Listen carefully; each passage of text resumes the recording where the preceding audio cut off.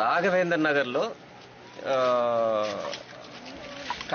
ఖచ్చితమైన సమాచారం మేరకు డొమెస్టిక్ సిలిండర్స్ నుంచి కమర్షియల్ సిలిండర్స్ కి రీఫిల్లింగ్ చేస్తున్నారని ఇన్ఫర్మేషన్ వచ్చింది. మా యొక్క సిబ్బందితో నేను వచ్చి దాడి చేసి ఆ యొక్క రీఫిల్లింగ్ సెంటర్ మీద దాడి చేసి 59 సిలిండర్లు సీజ్ చేయడం జరిగింది. అందులో 13 డొమెస్టిక్ సిలిండర్స్, 19 కిలోలు, మిగిలినవి డొమెస్టిక్ సిలిండర్స్. సో ఆ యొక్క ఆ ఓనర్ పేరు వచ్చేసి Katikala Anjaneyulu son of K Baburao.